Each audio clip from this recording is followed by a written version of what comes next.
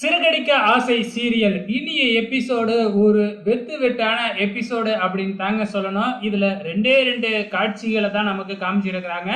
அதுல ஒண்ணு நம்ம முத்துவும் மீனாவும் சேர்ந்து எப்படியாச்சும் அம்மாவையும் அப்பாவையும் சேர்த்து வைக்கணும் அப்படிங்கிற பிளான் தான். ஏன்னா இங்க அண்ணாமலை மீனா வீட்டுல இருக்கிறாங்க, விஜயா ஸ்ருதியோட வீட்டுல இருக்காங்க இல்லையா.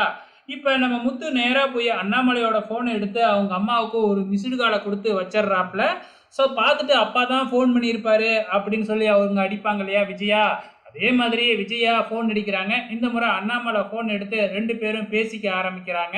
ஸோ எப்படி இருக்க அப்படின்னு சொல்லி கேட்பாங்க இல்லையா, அதே மாதிரி தான் பேசிக்க ஆரம்பிக்கிறாங்க.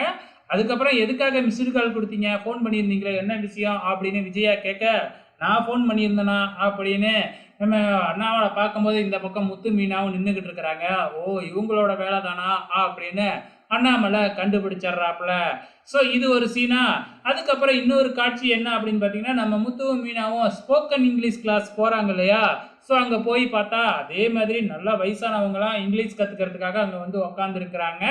ஸோ இப்போ என்ன ஒரு சர்ப்ரைஸ் அப்படின்னு பார்த்தீங்கன்னா, ஏற்கனவே ஒரு சர்ப்ரைஸ் இருக்குன்னு சொல்லியிருந்தாங்க இல்லையா, அது வேற ஒன்றும் இல்லைங்க. நம்ம ஸ்வேதா தான் வந்து பார்த்தீங்கன்னா அங்கே டீச்சராக வர போகிறாங்க. அவங்களுக்கு இங்கிலீஷ் கற்றுக் கொடுக்க போகிறாங்க அங்கே இருக்கிறவங்க எல்லாருக்குமே. இதுதான் மிகப்பெரிய சர்ப்ரைஸ் அப்படின்னு நேற்று சொல்லியிருந்தாங்க. ஸோ இப்போ நம்ம ஸ்வேதா தான் வந்து பார்த்தீங்கன்னா இவங்களோட இங்கிலீஷ் கற்றுக் கொடுக்குற டீச்சர் அப்படின்னு முடிவாயிடுச்சு. ஸோ எல்லாத்துக்கிட்டையும் சும்மா இங்கிலீஷில் பேசுங்க அப்படின்னு சொல்லி இன்ட்ரோ கொடுக்க சொல்கிறாங்க. கொஞ்ச நேரத்தில் நம்ம முருகனும் அங்கே வராப்புல.